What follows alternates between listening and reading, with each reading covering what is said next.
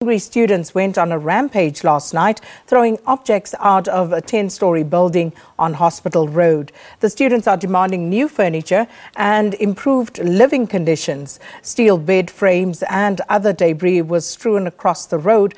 And on the line to us now, we have the SRC President, Sesiyanda Godlimpi. Good morning and thanks for speaking to us, Sesiyanda. Good morning. Good morning.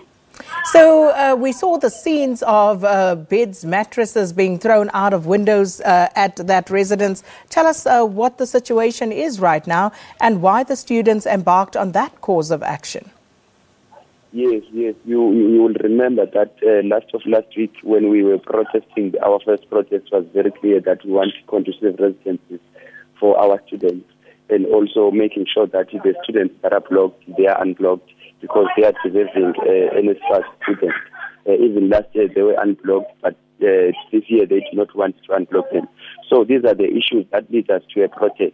So today, us as the SRC will make sure that there is nothing operating here at UT because the management has been responded to our demands as yet, but they have promised us when we had the meeting that they would respond to us, and then on Monday, of which this Monday they were talking about, the classes will resume. But we agreed with them on the basis that if the classes they resume, they must resolve all the issues that we submitted to them, but they haven't done. That is the reason why we're shutting down the institution again.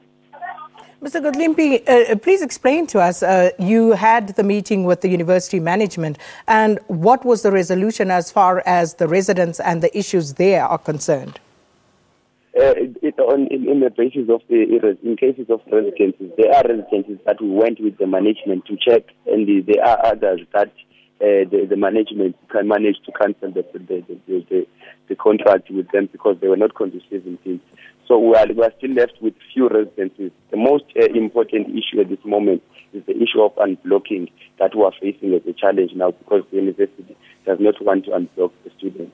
But the residences who are going there, at least there is something that the management is doing in terms of the residences. Now, let me understand this. As the student leadership, are you condoning this action by students of throwing the furniture that was in those residences? And I do take the point that you make that it might have been substandard, but do you condone the actions of the students for actually destroying that and throwing it out on the streets? No, obviously we don't condone such behavior from the students. However, we're saying that the university must also provide the students with good buildings that is suitable for them as a student to stay. But the behavior of throwing things on the windows is not a good thing. We do not condone that. So what sort of action do you believe should be taken against the students who are guilty of that behavior? No, obviously we have a constitution that gives threat with the students when they are misbehaving on campus. So the university must do its job to make sure that they deal with the students that do such things. So what's the way forward with regard to the list of demands that you've handed to the institution and how those will be resolved?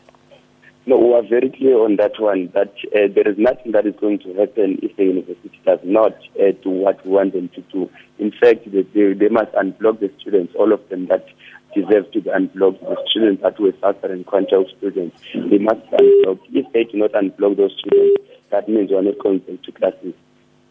So, to bottom line this, you will be disrupting academic activity today if those students are not unblocked. Yes, obviously. We won't allow even them to enter the institution. We won't disrupt anything, but we won't allow them to enter the university. And what about people's right to actually go in, get an education, those who want to be there, those who want to continue? Yes, obviously, we are bearing in mind that, but we cannot leave behind those students that are back home that cannot be able to register again because the university has blocked them. So we have to be united together as the students to make sure that because next year there will be them that are suffering from this thing, we have to fight also for them. So they must join us and make sure that we unblock the students and go back to classes.